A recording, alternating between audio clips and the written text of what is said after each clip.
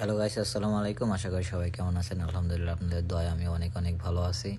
তো আবারও আপনাদের সাথে নতুন একটা ভিডিও নিয়ে হাজির হলাম। সবসময় তো এখানে ওখানে ঘুরতে যাই, কাজের জায়গা, কাজে কি করি কি আসে বিষয়গুলো তো আর দেখানো হয় না। তো আজকে সৌদির একটা আইটেম আমার যে মোয়াল্লেম আছে উনি বানাবে।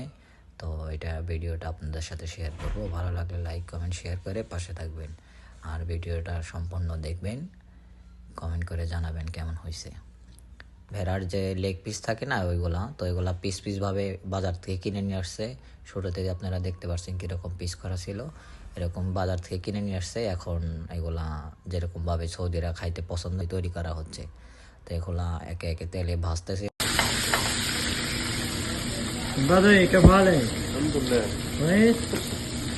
তো ভাজা শেষ হওয়ার পরে এখন মশলাপাতি আর যেগুলা জিনিসপাতি লাগে ওগুলা এখন একে একে সব কিছু দেবে।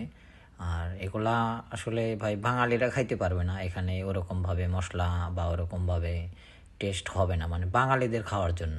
এরা সৌদিরা এটা খুব পছন্দ করে, এটা সৌদিদের একটা ঐতিহ্য খাবার হিসেবেই পড়ে। যেরকম আমাদের আছে না অনেক কিছু, আমরা অনেক দেশে অনেক জেলায় পছন্দ করে, এরকম ওদেরও এটা একটা পছন্দের খাবার এরকম আর কি। আর ওখানে যেটা দিল ওইটা মানে তেলের মতো, ওইটা এক্সট্রাভাবে তৈরি করতে হয়।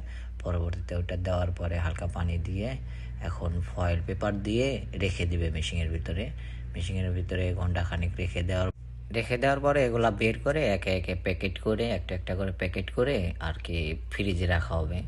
রাখার পরে যখন অর্ডার আসবে তখন আবার ওগুলা অন্যভাবে আবার অর্ডারের যে প্রসেস আছে বিভিন্ন ধরনের ডিজাইন করে ওগুলো হয়তো পরবর্তীতে একসময় আপনাদের সাথে শেয়ার করব। এখন শুধু মানে সিম্পলভাবে এগুলো বানায় ফ্রিজে রেখে দিবে জমাভাবে।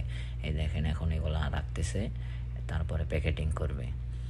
আর হয়তো পরবর্তীতে আপনাদের সাথে শেয়ার করব। আর লাইক কমেন্ট শেয়ার করে পাশে থাকবেন। ধন্যবাদ।